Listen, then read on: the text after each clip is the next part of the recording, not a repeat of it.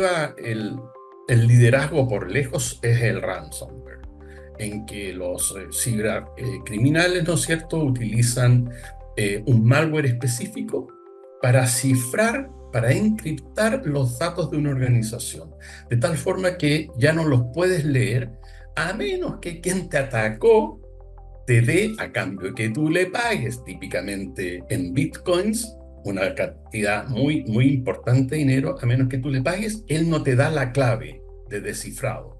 Por consiguiente, no vas a poder trabajar con tu información a menos que descifres eso, y eso lo haces pagando. El phishing es viejo como el hilo negro, ¿no es cierto? Y lo que está ocurriendo con el phishing es que tratan de engañar al usuario mediante mensajes para que tú entregues información confidencial, por ejemplo, credenciales de acceso, eh, por ejemplo, claves de tu banco, por ejemplo, tu DNI o número de identificación, etcétera.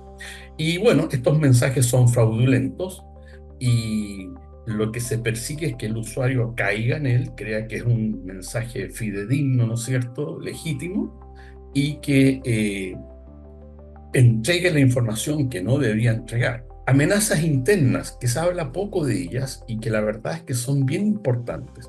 Las amenazas internas consisten en que empleados actuales o anteriores, incluso contratistas, que tienen acceso a información crítica, privilegiada, pueden robarla, ya sea porque se sienten perjudicados por venganza, y finalmente esta información se la traspasan, por ejemplo, a un competidor tuyo. A veces son accidentales, ¿ah? Pero la mayoría de las veces son eh, básicamente intencionados. Estos son algunos de los peligros más comunes que se dan en la actualidad en lo que es la ciberseguridad. Y lo que hay que preocuparse es, ¿no es cierto?, de estar constantemente actualizado e ir al día con este tipo de ataques para establecer procedimientos y defensas acorde con ellos. Hace rato que está presente en lo que es las herramientas de defensa. La mayoría de las herramientas de protección, como puede ser la de los endpoints, las redes, las bases de datos, las aplicaciones web que están eh, publicando servicios en Internet, están utilizando hace muchos años, mucho antes que se pusiera de moda la inteligencia artificial, están usando esta tecnología, sobre todo en lo que es referente a lo que se llama machine learning o aprendizaje automático. Y ahora ya por lo menos 6 o 7 años que la machine learning está, y cada vez más, presente en todas las herramientas de ciberseguridad. Te puede ayudar en lo que es la detección de amenazas, porque se puede utilizar para analizar grandes volúmenes de información en tiempo real y detectar patrones anómalos. Eso se usa mucho. Se detectan muchas amenazas porque hay un comportamiento anómalo que no se había visto antes. Entonces, si no se bloquea, al menos se pasa a un analista para que, en tiempo real todo esto, para que el analista vea este comportamiento anómalo y distinga si es efectivamente un ataque o es algo normal, pero que se usa muy poco dentro de la organización y que gatilló esta alerta. ¿Cómo ayuda a los atacantes? Bueno, primero que los atacantes ya pueden hacer ataques automatizados, en que utilizan la IA para crear ataques más sofisticados y más difíciles de detectar. Está por otro lado el tema del phishing. Podemos hacer un phishing más personalizado, lo que se llama el spear phishing, en que con la inteligencia artificial se analizan varias fuentes de información, por ejemplo, lo que el usuario publica en Facebook o lo que publica en la red de X, etc. Y en base a eso dirigir el ataque específico a esa persona con temas que son de su interés.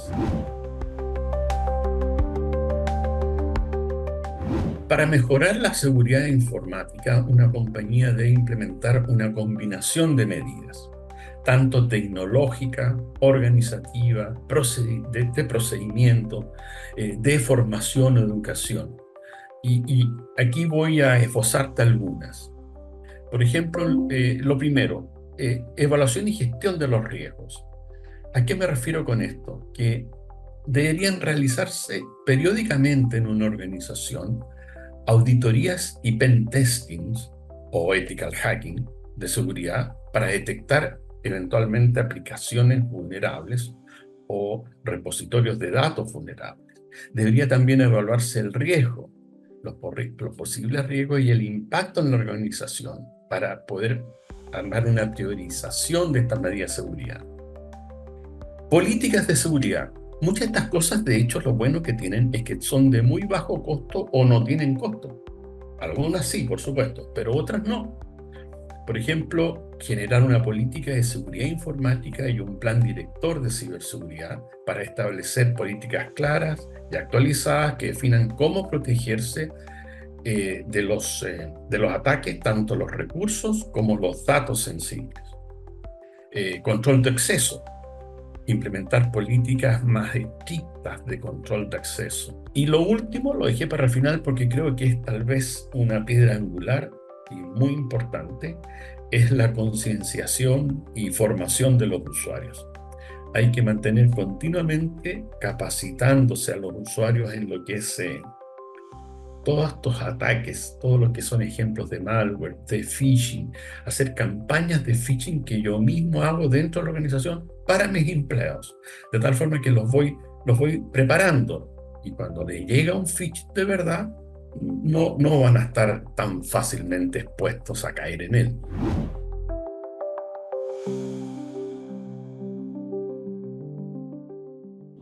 Yo veo cada vez más inteligencia artificial y machine learning en ciberseguridad. Eso va a seguir creciendo. Lo otro que veo es que cada vez más hay herramientas de seguridad en la nube. Esto incluye, por ejemplo, la implementación de estrategias de Zero Trust, confianza cero, y la protección de datos en tránsito y en reposo en la nube. Aumento de las amenazas internas, ya sea de empleados descontentos por errores humanos o por usuarios comprometidos. Entonces, eh, hay que estar preparado para mitigar ese tipo de amenazas. La ciberseguridad cuántica. De eso no habíamos hablado hasta ahora, pero me refiero con esto a que la computación cuántica, que ha ido avanzando bastante en los últimos años, tiene una capacidad de tal magnitud que promete romper muchos de los sistemas criptográficos actuales.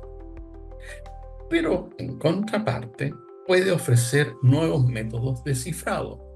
Vale decir, deberíamos empezar a renovar nuestros métodos de encriptación por unos más modernos de acuerdo a la seguridad cuántica. La ciberseguridad como servicio, otra tendencia que veo. ¿En qué sentido? En que como cada vez esto está creciendo más, hay más escasez de profesionales, muchas medianas y grandes empresas están recurriendo a proveedores especializados, la ciberseguridad proactiva, que también usando inteligencia artificial, la idea es reaccionar a los incidentes de seguridad antes que se produzcan, porque proactivamente voy a poder ver por dónde van a ir los ataques. Lo que es cadena de suministro lo vamos a ver cada vez más, o sea, asegurarme de que mis proveedores cumplen con los estándares de ciberseguridad y puedo confiar en ellos, son proveedores confiables.